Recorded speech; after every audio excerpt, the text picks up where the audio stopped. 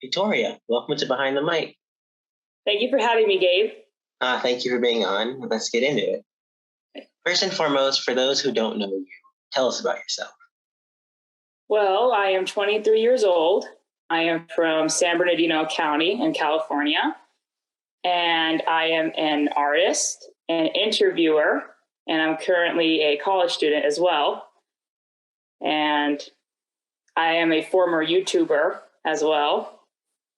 And that's pretty much everything for now. Hopefully more opportunities arise, but Yeah. You said you were a former YouTuber. How'd that go? Did you have fun with that?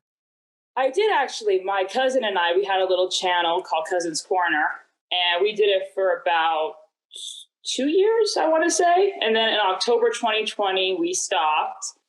But we did about 100 episodes. Wow. We did like little internet challenges. We even interviewed each other on there once. We did little cooking videos, all those kinds of things. But then school got really busy with him and with me as well, so it got kind of hard to do everything. Right.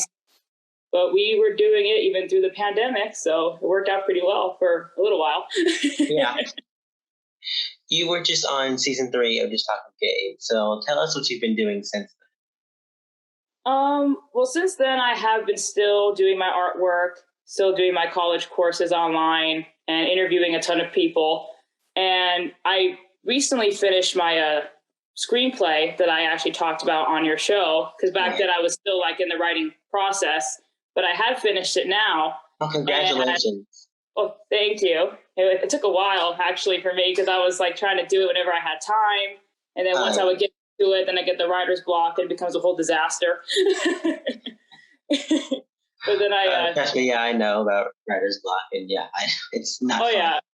It was something I did not think was going to happen, because I thought I had the ending in mind already, but then it's building up to that ending. That's where I had like a difficult time with it. But now I'm trying to contact film studios, and then I was told you can't just go in there with your script. So I have to get an agent. So now I'm agent hunting. That's where I've been at with that. So that's actually been a harder process than I realized. I've just been it is kind of a hard process. Yeah, I've been just like emailing, calling, driving people crazy, and no one's answering me, so I don't know.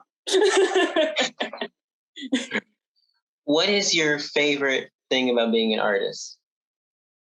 Well, I know like for a lot of people, it's like the self-expression thing about it, which I think that is very true.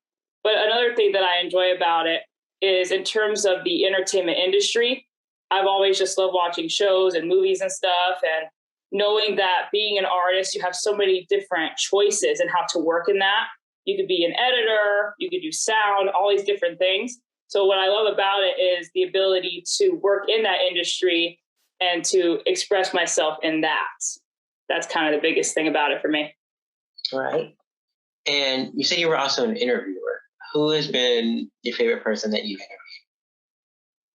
Oh, I don't like picking favorites. Right. I know. I have to ask, The one that I usually say with this question is Abby Lee Miller, just because she was so different from everybody else that I had interviewed.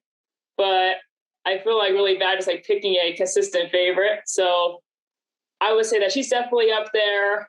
And Fred Olin Ray is really good too. He's one of my favorite film directors, and Michael Campion from Fuller House. So seriously, wow. Yeah, so I have a few that are like up there because of like my fandomness, with my fangirling problem. But those have been like my top 3. I'll do that top 3 then. Okay, that works.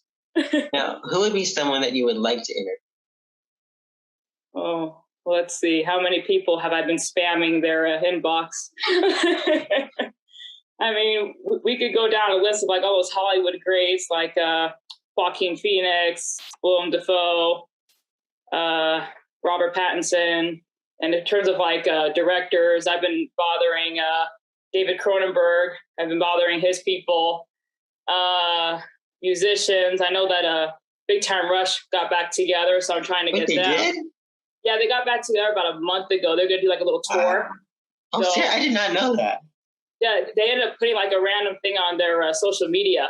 So hopefully I can get them. That would be cool. That would be cool.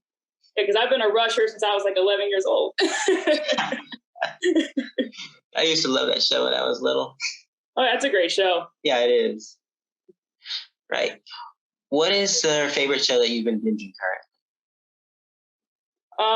I'm gonna be one of those people and say like all those reality shows. So probably 90 Day Fiance is a big one. 90 Day Fiance, I haven't watched that. I watched that more than I care to admit. Oh yeah, I'm part of the whole 90 Day Fiance universe, you know. Yeah. Like the 7 spin-off shows and everything. Oh yeah. Watching all those, and I'll admit I've been there since the beginning when it was just this humble little show, and then it became this whole entire franchise. It's crazy. All right. So, what 2 movies would you say that everyone in their lifetime has to see at least once? Oh. Well, I'm going to say 2 that are very important to me, not like classics that I'm sure everybody else has already seen. A big one would be the 1980 movie Xanadu. It's not one that a lot of people have even heard of. It's kind of one of those cult classics kind of thing. Right. It didn't get a lot of popularity, but it's a musical and it's a romance. And I still feel to this day, it's like the most romantic film. I think it's more romantic than like Notebook or Titanic. I've seen Titanic way too many times. And then my second one would be another one that's very close to my heart would be the 2012 movie called Cosmopolis, which is another one people are like, what's that? And it's a Canadian movie.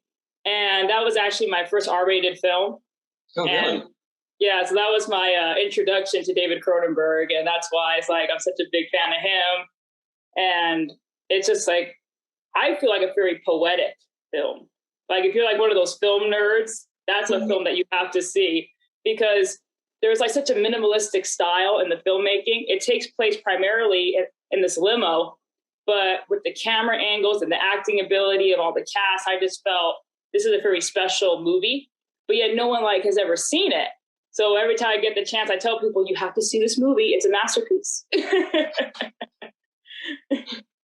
Okay, now would you rather have a magic button that takes you to the future or to the past? I'm kind of like a future person. I've always liked movies that take place in the future and seeing how much things don't pan out the way that we thought that they would. Like we thought we should be flying cars by now, and we don't have that. Like a flying car. Yeah.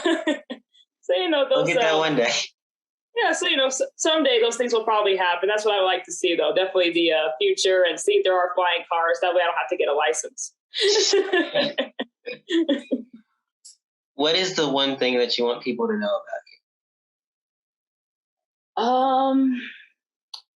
Probably that I'm very passionate. I've been told that a lot, like in school and stuff, that I'm very passionate about just like the entertainment industry, and I just want to work in it desperately to the point of that I probably bother people.